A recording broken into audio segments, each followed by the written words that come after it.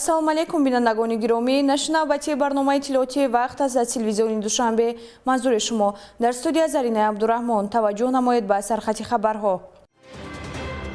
баргузории фестивали дӯстии афсарону сарбозони шаҳри Душанбе. ҳадаф таҳкими дӯстӣ ва рушди ҳамкорӣ. идомаи намоишгоҳи байналмилалии сайёҳии Душанбе 2025, ташкили бозори сайёҳӣ ва муаррифии имконатҳои нав дар ин самт.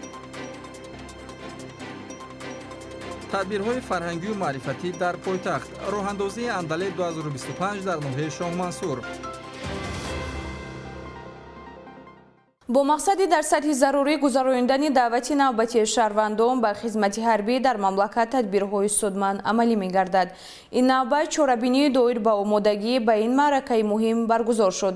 гузориши ҳамкасбонамон вобаста ба ин мавзӯъ аз маркази матбуоти Вазорати Мудофиаи Ҷумҳурии Тоҷикистон манзури шумо мегардад. дар пойгоҳи яке аз қисмҳои ҳарбии Вазорати Мудофиаи Ҷумҳурии Тоҷикистон дар гарнизони Душанбе бо ҷалби комиссарони ҳарбии вилоятҳо, шаҳру ноҳияҳои тобеи ҷумҳурӣ, шаҳри Душанбе ва дигар шаҳру ноҳияҳои кишвар ҷамъомади методи таълимӣ баргузор гардид. дар ҷамъомад роҳбарияти Вазорати Мудофиаи мамлакат вобаста ба дастуру супоришҳои сарфармондеҳи олии Қувваҳои мусаллаҳи Ҷумҳурии Тоҷикистон генерали артиш муҳтарам Эмомалӣ Раҳмон дар самти боз ҳам беҳтар ва сифатан хуб ба роҳ мондани чорабиниҳои даъвати тирамоҳии шаҳрвандон ба хизмати ҳарбӣ сухан гуфта, аз иштирокчиёни он баҳри дар сатҳи зарурӣ роҳандозӣ намудани ин маъракаи муҳими сиёсӣ муносибати ҷиддиро талаб намуданд.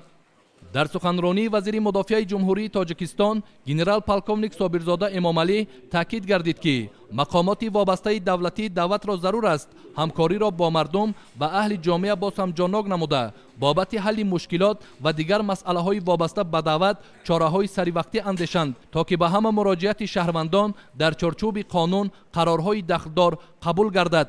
ҳамчунин қайд карда шуд ки дар ҳамкорӣ бо мақомоти дахлдори шаҳриву ноҳиявӣ ба масоили омӯзиши шахсияти даъватшавандагон, вазъи саломатии онҳо, дуруст муайян намудани маҳалли хизмати шаҳрвандони оиладор ва дигар масъалаҳои дахлдори соҳа таваҷҷӯҳи зиёд зоҳир карда шуда аз ҳама ҷиҳат чорабиниҳои даъватӣ дар сатҳи баланд ташкилу гузаронида шаванд. дар қисмати дигари ҷамъомад аз ҷониби намояндагони мақомоти прокурорӣ ва агентии назорати давлатии молиявӣ ва мубориза бо коррупсияи Ҷумҳурии Тоҷикистон, инчунин масъулини раёсатҳои дахлдори ин ниҳоди қудратӣ доир ба ташкили чорабиниҳои даъватӣ ва комиссияи тиббии даъватшавандагон машғулиятҳои назариявӣ доир гардида, дар рафти он ба масоили самаранокии кори комиссияҳои даъватӣ ва ҳамоҳангии фаъолияти мақомоти вобастаи ин маъракаи муҳими сиёсӣ диққати махсус зоҳир карда шуд. ҳамчунин масъулини соҳа вобаста ба ҷоннок намудани корҳои мақсаднок дар рафти даъват, қабулу пуррагардонии сафи ҷузу томҳои артиши миллӣ бо ҷавонони солиму бардам таваҷҷӯҳи хоса зоҳир карда барои саривақт иҷро намудани нақшаи даъват ба комиссарони ҳарбӣ баҳри пешбурди фаъолият дар ин давра якчанд пешниҳодҳои мушаххас намуданд. албатта самараи ташкили ҳамин гуна ҷамъомадҳои пеш аз давлатӣ ва машғулиятҳои таълимии соҳавӣ аст ки масъулини мақомоти давлатии даъвати шаҳру ноҳияҳои ҷумҳурӣ ҳамасола вазифаву ӯҳдадориҳои хешро дар ин самт саривақт ва бо сифати баланд иҷро менамоянд.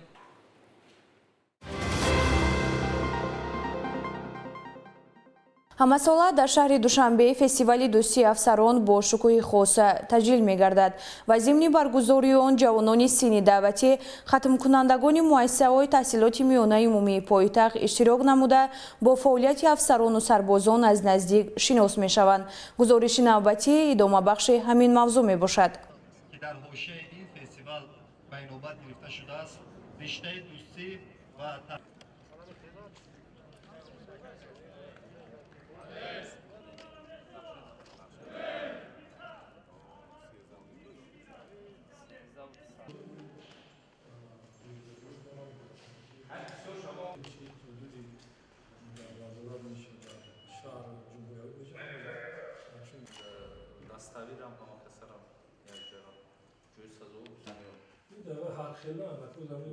чистаи хубондагишон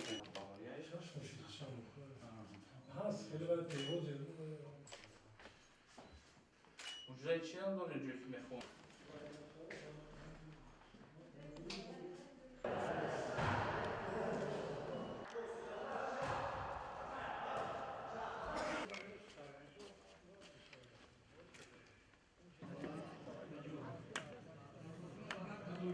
و کارهای سیاسی تربیوی وزارت مدافع جمهوری تاجیکستان و داخلی جمهوری تاجیکستان عرض سپاس بیان می‌نمایم. تشکیلی و نظامی قواهای مسلح تشویق و ترغیب امروز تاجیکستان ما همچون کشوری صلح پرور صاحب که این البته عملی واقعی است.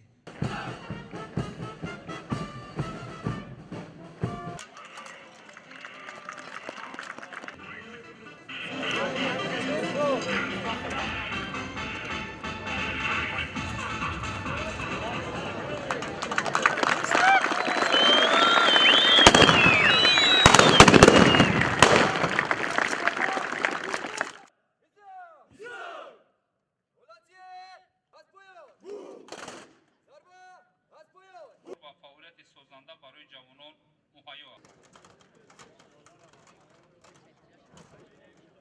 یادآور باید گردید که در سیاست خردمندانه و جوانپرورانه پیشوای محبوب و معظم ملت سرفرمانده عالی قواهای مسلح جمهوری تاجیکستان با افتخار سربلندی ابراز نمودن ضرور است که جوانان سعادتمند شهر دوشنبه با شکرگزاری از دوران صاحب استقلالیت سهم ارزنده خود را به کشور و بیرون از کشور صادقانه و صافدلانه گذاشته ایستادند.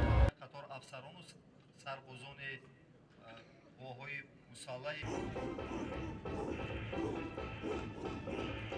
وظیفه اولین درجه ما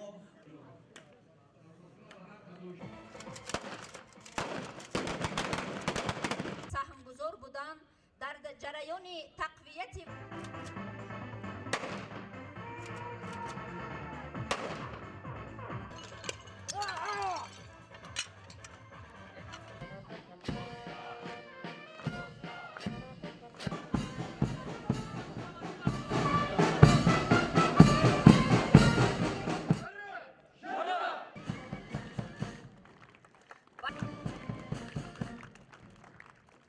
با افتخارنامه فرمانده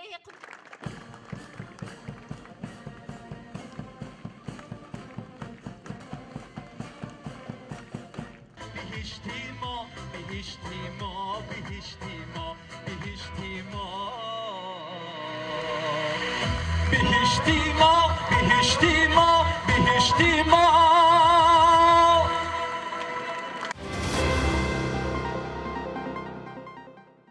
душанбе боз мизбони як чорабинии сатҳи баланд дар бахши сайёҳӣ аст. рӯзи дуюм аст ки дар пойтахт намоишгоҳи байналмилалии сайёҳии душанбе 2025 идома дорад. шарҳи бештар дар ин бора. рӯзи дуюм аст ки дар маркази байналмилалии намоишгоҳии душанбе экспо дуюмин намоишгоҳи байналмилалии сайёҳии душанбе International Tourism Exhibition 2025 доир мешавад. намоишгоҳи мазкур бо ташаббуси мақомоти иҷроияи ҳокимияти давлатии шаҳри душанбе ва дастгирии кумитаи рушди сайёҳӣ назди ҳукумати ҷумҳурии тоҷикистон аз ҷониби ширкати сайёҳии Somon Travel ва дигар шарикони рушд бахшида ба рӯзи ҷаҳонии сайёҳӣ ташкил карда шуд ки он то 20 сентябри соли 2025 идома меёбад. бино ба таҳлилҳо баргузории чунин намоишгоҳҳо ба рушди устувори соҳаи сайёҳӣ, муаррифии иқтидори бои табиӣ, фарҳангӣ ва таърихии кишвар, таҳкими ҳамкории байналмилалӣ мусоидати фаъол дорад. тоҷикистон ки худ дорои табиату кӯҳҳои нотакрор, пиряхҳои бузург, руду чашмасорони бешумор, обҳои мусаффову шифобахш, фарҳанги ғании асил аст, пайваста таваҷҷӯҳи дӯстдорони табиати зеборо ба худ ҷалб менамояд. хосан нигин шаҳри он, душанбеи гулбадомон дорои захираҳои ғании сайёҳӣ аст ки барои рушди соҳа инфрасохтори мукаммали он беш аз пеш хизмат мерасонад. ҳамин аст ки аз шумораи умумии 761391 сайёҳе ки дар нимсолаи аввали соли 2025 тавассути ҳама гузаргоҳҳои сарҳадӣ ба кишвар ворид шуданд, тақрибан 60% ё 456835 нафари онҳо ба шаҳри душанбе омада аз хизматрасонии сайёҳии он истифода бурданд. ما این کاتالوگ ها و معرفی نامه ای که از کیش به عزیزانمون که حاضر هستند در نمایشگاه گردشگری کیش ارائه کردیم به شدت براشون جذابه و طبیعی است ما این تجربه رو داریم.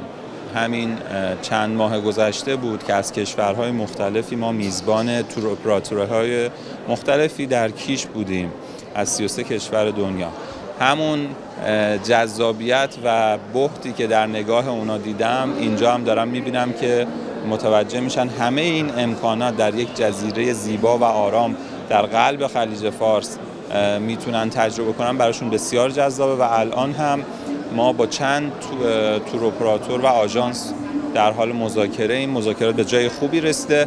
امیدوارم تا قبل از اینکه دوشنبه تاجیکستان رو ترک بکنیم به یک توافق خوبی برای ایجاد یک کریدور برای رفت آمد مسافران و گردشگران بین دوشنبه و کیش بتونیم ایجاد بکنیم. هدف نمایشگاه رشد ساحه سیاحی، تشکیل بازار سیاحی منطقه در شهر دوشنبه، معرفی اقتدار بوی طبیعی، سیاحی و فرهنگی و طبابتی و سالمگردانی کشور، آموزش تجربه پیشرفته، جلب سرمایه‌گذاری مستقیم خارجی، تطبیق لایحه‌های سیاحی، تحکیم همکاری ساحوی و برادرشهری، رشد شریکی با سوبیکت‌های خدمترسان سیاحی و در این زمینه تهیه استراتژی‌های مشترک سیاحی ارزیابی می‌گردد. طبق اطلاع در نمایشگاه بین‌المللی سیاحی دوشنبه 2025 بیش از 200 شرکت از جمله 65 شرکت خارجی اشتراک دارند. شرکت‌های خارجی اصلاً از کشورهای آلمان، بریتانیای کبیر، روسیه، ترکیه، امارات متحده عرب، عربستان سعودی، ایالات متحده آمریکا، ایران، پاکستان، ازبکستان، قرقیزستان، قزاقستان، ترکمنستان، یمن، سوریه، بحرین و مراکش میباشند.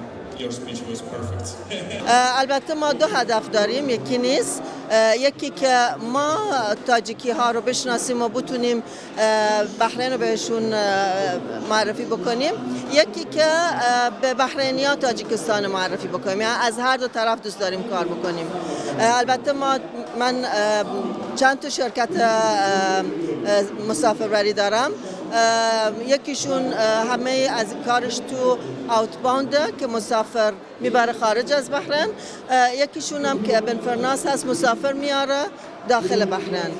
بنابراین امروز ما اومدیم که ببینیم چطور میتونیم به تاجیکی های برنامه خیلی خوبی تو بحرین ارائه بدیم. ما همه امکانیات داریم، از ویزا، هتل، گردشگری، نه فقط برای خود بحرین بلکه برای شهرهایی که دوربر بحرین هستن مثل سعودی، امارات، قطر، عمان، همش میتونیم برنامه بدیم.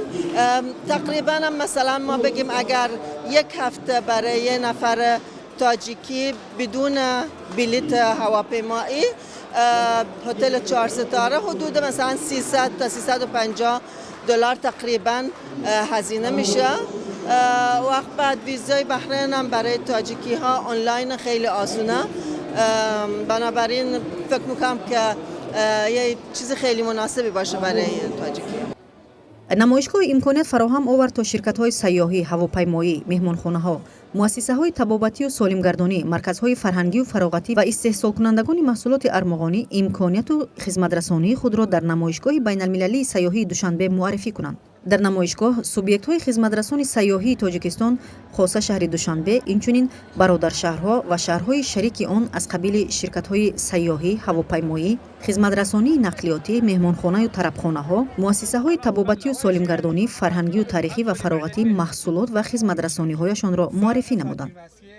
هدف اشتراک ما در این نمایشگاه برای نشان دادن به سیاحان و شرکت‌های بین‌المللی که авиация تاجیک رشد ایستاده است، ما می‌توانیم بسیار سیاحان را در تاجیکستان قبول کرده خوشرویی دولت خودمان را نشان دهیم. مهمترین، اساس‌ترین هدف شرکت هواپیمای سامانر برای جلب کردن سیاحان و رشد دادن سیاحی در جمهوری تاجیکستان میباشد. نمایشگاه مذکور امکانات سیاحی و اینفرаструктури مملکت را معرفی نموده، جلب سیاحان و سرمایه خارجی را افزون نموده، همکاری بین‌المللی را در این سمت تقویت می‌بخشد و برای رشد سیاحی داخلی بین‌المللی زمینه مساعد می‌گذارد. در برابر این امکانات خوب فراهم می‌آورد تا مهمانان با اقتدار و ظرفیت و مال و خدمترسانی شرکت‌های اشتراکچی شناسایی پیدا کنند. بینندگان گرامی، طور اطلاع دارید از 18 تا 20 سپتامبر سال 2024 در مرکز بین‌المللی نمایشگاهی دوشنبه اکسپو، نمایشگاه بین‌المللی دوشنبه اینترنشنال توریسم اکزیبیشن برگزار گردیده ایستاده است و این نمایشگاه امکانات فراخ را برای جلب سرمایه خارجی به کشور افزون می‌نماید و برای رشد امکانات‌های سیاحی کشور زمینه مساعد فراهم می‌آورد و همچنین تصمیم گرفته شد که هر سال در دایره برگزاری ҷойгоҳи рӯзи умумии ҷаҳонии сайёҳӣ чунин намоишгоҳи байналмилалии душанбе ки соли дуюм аст дар шаҳри душанбе баргузор карда мешавад ҳар сол дар душанбе баргузор карда шавад. Сарвинози Нур, Фирузи Амон барои барномаи иттилоъоти Вақт. дар доираи қарори марбутаи раиси шаҳри Душанбе муҳтарам Рустами Эмомалӣ ва нақшачорабиниҳои тасдиқ гардида корҳои омодагӣ ба мавсими тирамоҳу зимистони солҳои 2025-2026 дар пойтахт идома дорад. Омодагии раёсати истифодабарии роҳҳои ноҳияи Фирдавсӣ аз ҷониби масъулин мавриди санҷиш қарор дода шуд.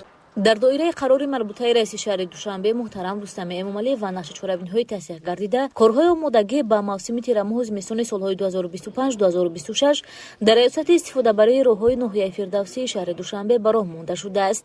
Комиссияи шаҳрӣ бо роҳбарии муовини раиси шаҳри Душанбе Саломзода Раҳмиддин инчунин намояндагони сохторҳои марбута ҳолати омодагии ин муассисаи коммуналиро аз назар гузаронинданд.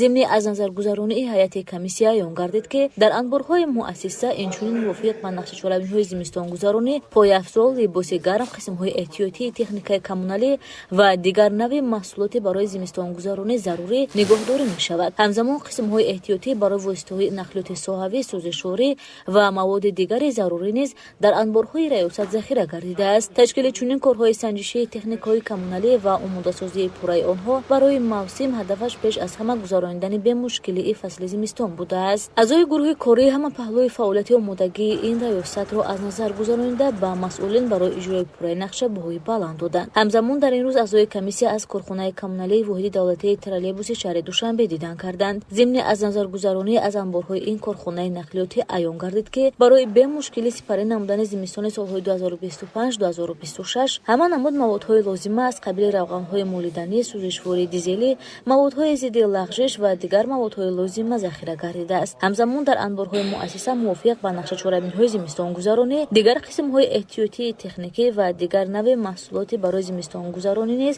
нигоҳдорӣ мешавад. ҷои таъкид аст ки ташкили чунин корҳои санҷишӣ дар корхонаҳои нақлиётии ҳудуди пойтахт ва омодасозии пурраи онҳо барои мавсим ҳадафаш пеш аз ҳама гузарондани бемушкилии фасли зимистон будааст. аъзои гурӯҳи кории ҳамапаҳлӯи фаъолияти омодагии ин корхонаи нақлиётиро аз назар гузаронда ба масъулин барои иҷрои пурраи нақша дастуру супоришҳо доданд. нақши занон дар эҳёи суннатҳои миллӣ ва таблиғи фарҳанги аҷдодӣ.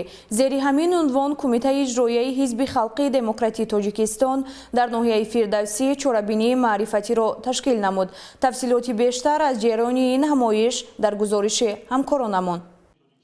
зимни ифтитоҳи ҳамоиши фаъолзонони ноҳияи Фирдавсӣ масъулини Кумитаи иҷроияи ҳизб дар ноҳияи Фирдавсӣ сухан карда қайд намуданд ки боиси қаноатмандӣ ва зикри махсус аст ки ҳукумати ҷумҳурии Тоҷикистон ҳанӯз аз оғози марҳилаҳои аввали даврони соҳиби истиқлолии кишвар ба масъалаҳои баланд бардоштани мақому манзилати занон ва нуфузу эътибори онҳо мароқи бештар зоҳир карда, раванди татбиқи ин ҷараён имрӯзҳо дар шаклу сурати густурда идома дорад. ҳамчунин бо дар назардошти мақому мартабаи занон фармони Президенти ҷумҳурии Тоҷикистон дар бораи баланд бардоштани мақоми занон ба тасвиб расонида шудааст ки татбиқи самарабахши ин санади зарурӣ мавқеъ ва ҷойгоҳи занону бонувони моро дар ҷомеа боз ҳам баландтару устувортар намуд. бояд гуфт ки дар ҳамоиши фаъолзонони ноҳияи Фирдавсӣ ки нақши занон дар эҳёи суннатҳои миллӣ ва таблиғи фарҳанги аҷдодӣ ном гирифта буд, роҳбарияти Ҳизби халқии демократии Тоҷикистон, раёсати кор бо занон ва оилаи мақомоти иҷроияи ҳокимияти давлатии шаҳри Душанбе, масъулини Кумитаи иҷроияи ҳизб дар шаҳри Душанбе ва ноҳияи Фирдавсӣ, бонувону фаъолзанон аз кумитаву ташкилотҳои ибтидоии ҳизбӣ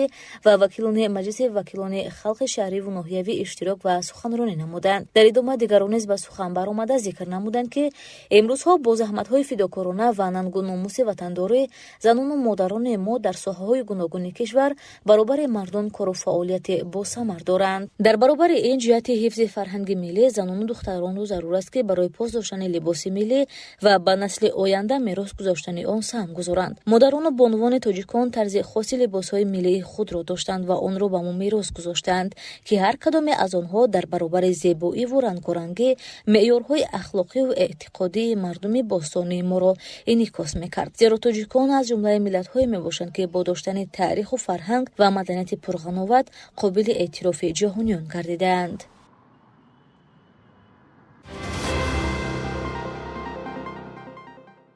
бо мақсади муаррифии фарҳангу ҳунар ва истеъдодҳои наврас дар мамлакат мунтазам озмуну ҳамоишҳои фарҳангӣ ташкил карда мешавад. Дар ин замина бо ташаббуси мақомоти иҷроияи ҳокимияти давлатии ноҳияи Шоҳмансур даври ноҳиявии фестивал озмуни ҷумҳуриявии телевизиони эҷодиёти халқ Андалеб 2025 баргузор гардид. мавзӯъро гузориши ҳамкоронамон идома медиҳад.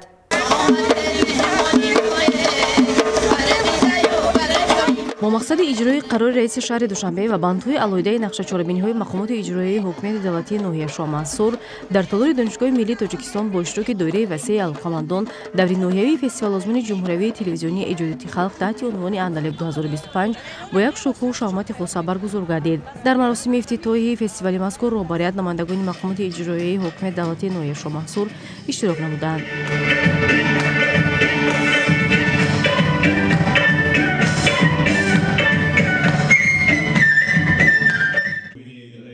رهبریت ضمن برآمد خود اوید و نقش مؤثر فرهنگ در تحکیم هویت ملی و تربیت نسل نوروز و جوان تاکید نموده برگزاری چنین چورابینی‌ها را مهم و سریع در زمان معاصر ارزیابی نمودند. لازم به یادآوری است که در آزمون امروزه چهره‌های نوی هنری کشف و استعدادهای جدید برای صحنه هنر آورده شده، مهارت اجرای طلبات نامیناتیوی آنها از جانب حکمان آزمون به‌گذاری گردید. اگرچه دسته‌های هنری در انتخاب موضوع و هنرمندان صاحب اختیار باشند، ولی مقصد و هدف فستیوال آزمون موضوع مرکزی هر یک بخش هنری باید مربوط به استقلال جمهوری، مهر و محبت نسبت به وطن، انعکاس روحیه خویشتن‌شناسی، وطن‌داری، افتخار ملی، فیض و برکت استقلال، ترغیب ارزش‌ها و میراث پرقنوات فرهنگی ملی، ترغیب هنرهای مردمی، وحدت و یگانگی، دوستی خلق‌های سرزمین تاجیکستان میباشد.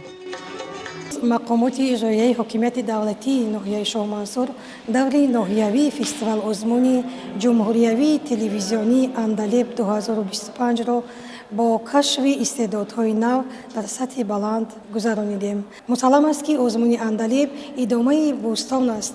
تا سال 1995 شده می‌گذشت و چهره‌های نو در صنعت تاجیک از این آزمون‌ها به صحنه کلان راه می‌افتند. چارابینی امروزه ما از 12 برنامه عبارت بوده. در آن دانشجویان، استقامت کنندگان محله‌های ناحیه شاهمنصور، پیر و جوان با یک مسئولیت بلند اشتراک نمودند. برگزاری چنین چورابینی‌ها در تشکل سلیقه هنری و بلند برداشتن سطح توجه نسل نوروز و جوان به فرهنگ و صنعت اصیل ملت نقش کلیدی داشته. مسئله مذکور به واسطه تحت توجه پیشروی ملت پرزیدنت جمهوری تاجیکستان محترم امامعلی رحمان و رئیس شهر دوشنبه محترم رستم امامعلی قرار دارد. قابل تذکر است که راهاندازی نمودن فستیوال آزمون جمهوری تلویزیونی ایجادیاتی خلق اندلب 2025 شهادت از آن می‌دهد که فرهنگ ملی همچون جزء جداگانه‌پذیر هستی ملت شرفمند تاجیک باید پیوسته پشتیبانی و رشد و تقویت یافته با این وسیله نه تنها فضای فرهنگی را غنی می‌سازد، بلکه همچون میدانی کشف استعدادهای نو و امیدبخش برای پیشرفت منبع صنعت تاجیک خدمت می‌کند.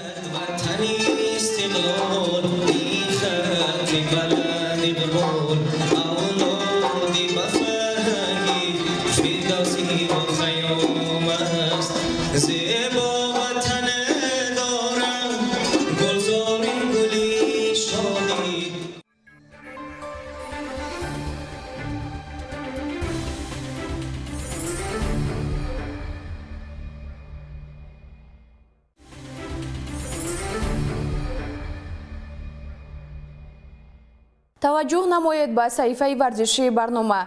در طالار مؤسسه دولتی مکتب جمهوریوی مهارت عالی ورزشی اوید به نمودهای یک حربه مسابقه کشادی داخلی مؤسسوی از نمودی اوشو دایر گردید که در آن مسئولین ساحه ورزش، والدین ورزشکاران و دیگر مهمانان شرکت داشتند. ضمن افتتاح چارابینی برآمدکنندگان اظهار داشتند که در دوام سالهای صاحب استقلالی در برابر دیگر ساحه‌ها در سمت ورزش نیز دستاوردهای نظارت به قید گرفته شده است. این همه از سیاست ورزش پرورانه و دستگیری‌های سرور دولت محترم امامعلی رحمان و رئیس شهر دوشنبه محترم رستم امامعلی درک می‌دهد توجه نورسانیز به نمودهای گوناگون ورزش سال از سال می‌افزاید. با اطلاع مسئولین در مسابقه داخلی مؤسسوی اوید به اوشو نزدیک 80 نورس اشتراک و مهارت سنجی نمود. قبل از аз оғози рақобатҳо қисмати намоишӣ сурат гирифт ки варзишгарон маҷмӯи ҳаракатҳои ҷангиро ба таври даставӣ иҷро намуданд.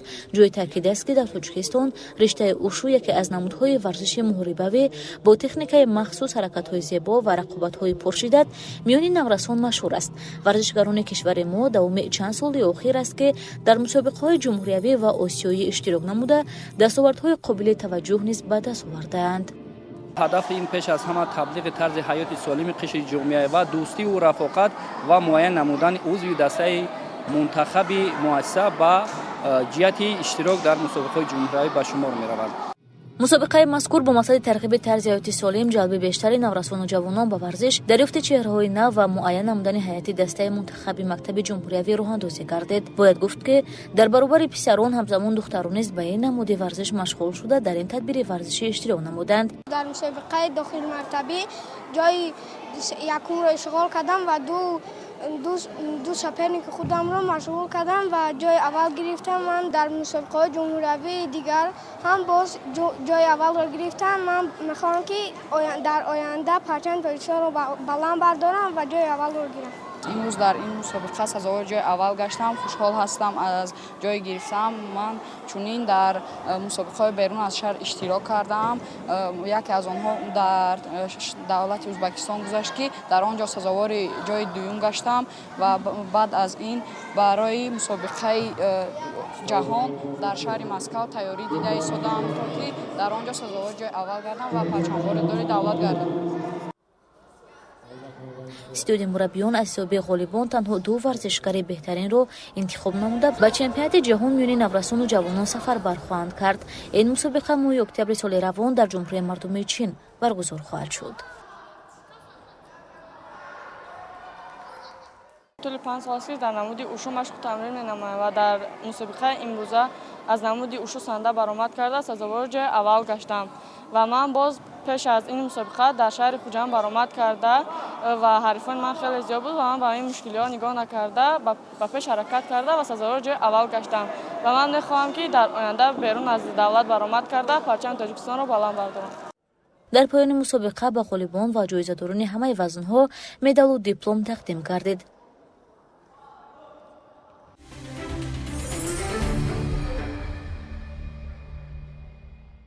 тоҷикистонро 142 варзишгар дар бозиҳои иттиҳоди давлатҳои мустақил 2025 намояндагӣ мекунанд. бозиҳои сеюми кишварҳои иттиҳоди давлатҳои мустақил аз 28 сентябр то 8 октябри соли 2025 дар 8 шаҳри Озарбойҷон баргузор мешавад. дар мусобиқа 59 нафар масъулину мураббиён ва 7 нафар намояндагони васоити ахбори омма низ ширкат меварзанд.